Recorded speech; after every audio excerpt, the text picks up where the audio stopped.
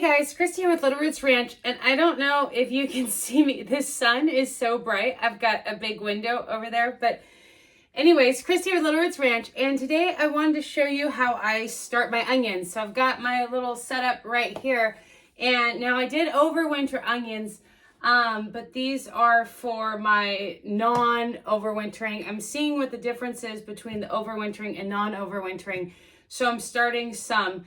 The process is the same in when I overwinter them and not, where I start them in these larger flats. And I actually sow them, I scatter the seeds basically a 1/2 inch apart and just dump them all in there and then cover them with a 1/4 inch of soil and then let them go for a while. And I keep the tops trimmed to about 5 inches. And when they get big enough, then I put them outside. And of course that depends on, you know, how the weather is. And that is the difference between fall and spring, because, you know, they want it to be a little bit nicer. But that's basically the process.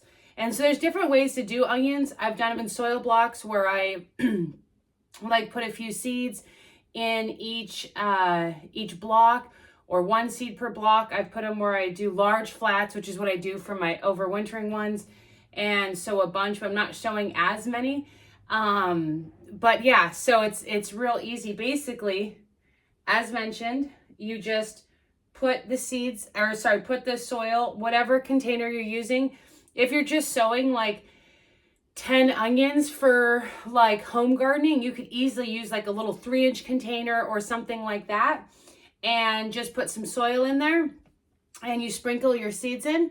And but then once they get larger, you're actually going to break them apart. Onions are really shallow rooted, and so when you transplant them out, I've done multi-sowing where I transplant out a few, and I think especially if you're just starting in the spring and not overwintering, you really want them to size up. So I recommend just planting them as singles. But I'll show you real easy. I've got this. These are Patterson onions, which are an excellent storage onion. And so basically, I just pour them into my hand. I think this is only like 250 of them or so. And I just sprinkle around.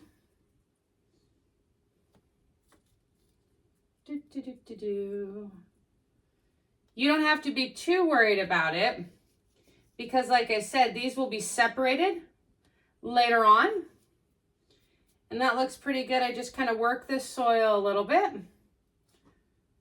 just to move it around. I firmed it before I poured the seeds in. And then I'm going to get a little bit of soil. I left my thing outside, but like I said, I'm going to cover this with a 1/4 inch of whatever growing medium that you are using. And then give it a little bath.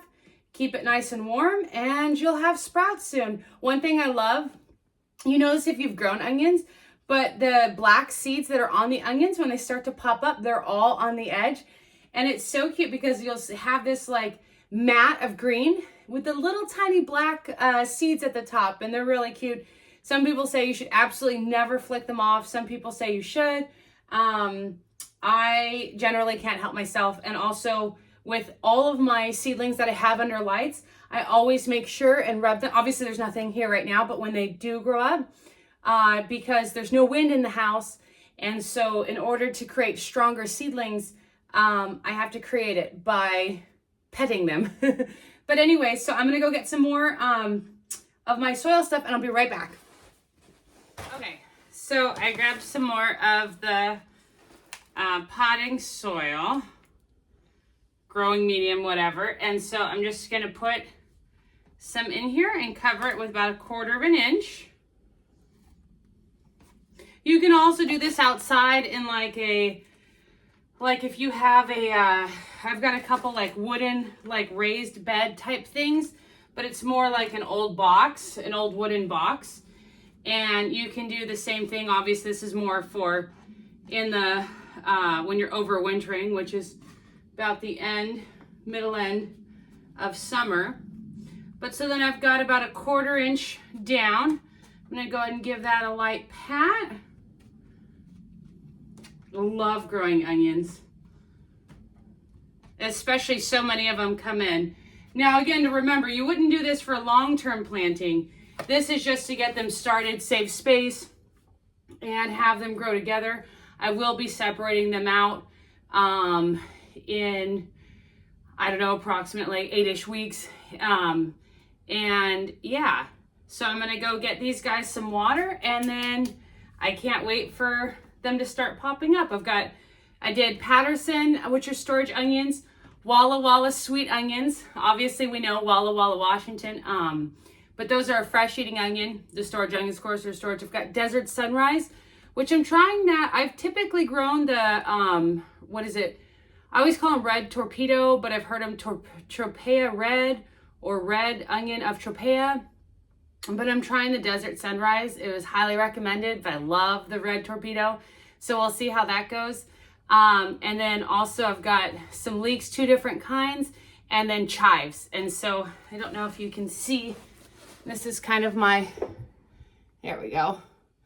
Got some of that. I've still got more to do, of course, but that's what I have so far. And so if you have not seeded your onions already, I highly recommend it.